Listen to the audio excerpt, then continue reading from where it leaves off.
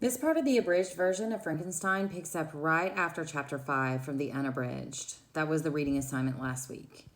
At the end of chapter 5, Victor has recovered from his nervous fever, and Henry wants Victor to read a letter that has arrived from Elizabeth. Elizabeth's letter expresses her concern about Victor's illness and entreats him to write to his family in Geneva as soon as he can. She also tells him that Justine Moritz, a girl who used to live with the Frankenstein family, has returned to their house following her mother's death. Justine is a new character in this story, but the author, Mary Shelley, is introducing her to the reader because there will be an important upcoming event that involves Justine. When I was better, Henry told me that classes were about to begin at the university. I knew that I didn't want to study science again. Every time I thought about science, I remembered the monster I had made. So for the next 6 months, I went to Henry's classes with him. We studied history and languages. Then the school year ended, and I looked forward to leaving Germany. I wanted to go home and see my family again. It had been almost 6 years since I had been home. I began to get ready to go back to Geneva. I expected a happy homecoming, but that was not to be.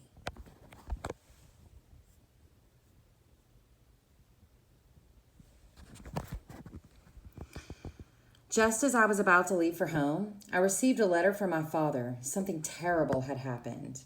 My youngest brother, William, was dead. He had been murdered. The letter explained that the family had been walking together near Lake Geneva when William had gotten lost. They found him in the woods. My father wrote that William had the print of the murderer's finger on his neck. I went to Switzerland right away.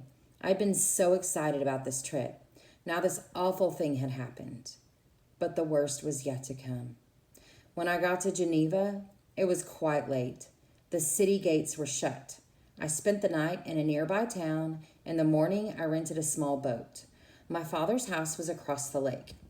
As I rowed, I saw a storm over a nearby mountain. The lightning flashed, the thunder roared. Poor William, I thought. Is this your funeral song?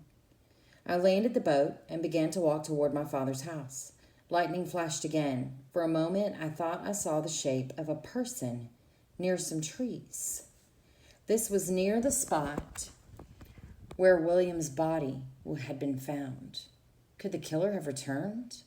Lightning flashed again, and my blood ran cold.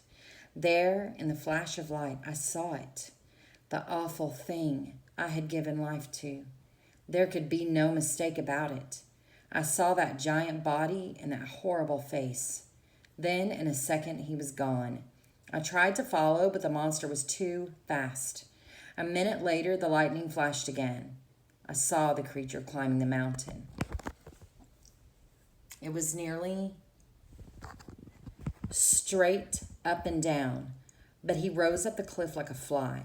I knew right away what had happened. The monster had killed my baby brother. Only something that wasn't human could have hurt such a sweet child as William. And what could I do about it? Who could catch such a strong creature? He could throw men around like babies. And I couldn't tell the truth to the police in Geneva. They would call me a madman and lock me up. No one would believe that a creature I had made from lifeless parts had killed my youngest brother. When I got to my father's house, I found him almost mad with sorrow. My other brother, Ernest, was with him. Elizabeth had stayed in bed crying. Somehow she felt she had caused William's death. She felt that if she hadn't let him wander off, William might still be alive. Ernest began telling me about the murder. I wasn't listening to what he was saying.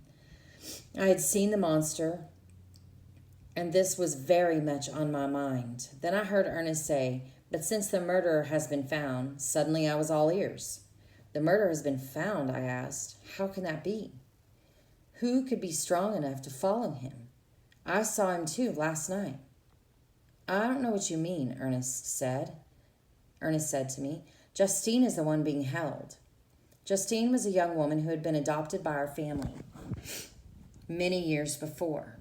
I knew she loved William as much as we did. She had always been there to play with him and take care of him. But that can't be, I said. Justine would never harm William. None of us thought so either, Ernest replied. But the police found something. You remember the little picture of Mother, the one Father had made into a pin? Yes, I do, I answered. Well, William wore that pin. He begged Father to let him wear it. Even though it was worth a lot of money, Father let him keep it. The pin was found in Justine's pocket. A mistake has been made, I said. Yes, a mistake had been made. But I was the only one who knew it. Elizabeth didn't know what I knew. But she didn't believe that Justine would kill William. Elizabeth and I tried to help Justine, but we couldn't. There was a trial. Poor Justine was found guilty. She was hanged a few days later. Can you know what went through my mind? I knew that the monster had killed William, but I couldn't tell anyone. No one would believe me, and all of this trouble had come about because of me. I had created the monster, and because of my creation, both my brother William and dear Justine were dead.